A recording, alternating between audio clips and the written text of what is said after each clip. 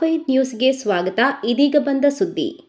ಅಥಣಿ ಪಟ್ಟಣದಲ್ಲಿ ಜಾಗತಿಕ ಏಡ್ಸ್ ನಿರ್ಮೂಲನಾ ದಿನಾಚರಣೆಯ ಅಂಗವಾಗಿ ಅಥಣಿ ಪಟ್ಟಣದ ತಾಲೂಕು ಆಸ್ಪತ್ರೆ ಹಾಗೂ ತಾಲೂಕು ಆಡಳಿತದ ವತಿಯಿಂದ ಜಾಗೃತಿ ಅಭಿಯಾನ ನಡೆಸಲಾಯಿತು. ಸುರಕ್ಷಿತ ಲೈಂಗಿಕತೆ, ಸುರಕ್ಷಿತ ಜೀವನ, HIV ತಡೆಯಲು ಜಾಗೃತಿ ಅಗತ್ಯ ಎಂದು ವಿವಿಧ ಶಾಲಾ ಕಾಲೇಜು ವಿದ್ಯಾರ್ಥಿಗಳು, NSS ವಿದ್ಯಾರ್ಥಿಗಳು, ರೋಟರಿ ಹಾಗೂ ಲಯನ್ಸ್ ಕ್ಲಬ್ ಸದಸ್ಯರು, ಪುರಸಭೆಯ ಚುನಾಯಿತ ಪ್ರತಿನಿಧಿಗಳು ಮತ್ತು ಸರ್ಕಾರಿ ಆಸ್ಪತ್ರೆ ಸಿಬ್ಬಂದಿ ಪಾದಯಾತ್ರೆಯ ಮೂಲಕ ಸಾರ್ವಜನಿಕ ಜಾಗೃತಿ ಮೂಡಿಸಿದರು.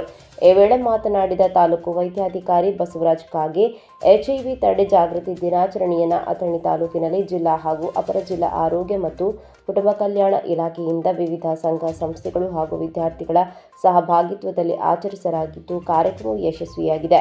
ಸಾರ್ವಜನಿಕರು ಈ ಬಗ್ಗೆ ಮಾಹಿತಿಯನ್ನು ಪಡೆದು ನಮ್ಮ ಆರೋಗ್ಯ ನಮ್ಮ ಹಕ್ಕು ಘೋಷವಾಕ್ಯದ ಅಡಿಯಲ್ಲಿ ಸುರಕ್ಷಿತ ವಿಧಾನಗಳನ್ನು ಅನುಸರಿಸುವುದರ ಜೊತೆಗೆ ಆರೋಗ್ಯ ತಪಾಸಣೆ ಮಾಡಿಕೊಳ್ಳುವ ಮೂಲಕ HIV ತಡೆಗಟ್ಟಲು ಸಹಕರಿಸಬೇಕು ಎಂದರು. DM ಮಖಾಂತರ R5 news.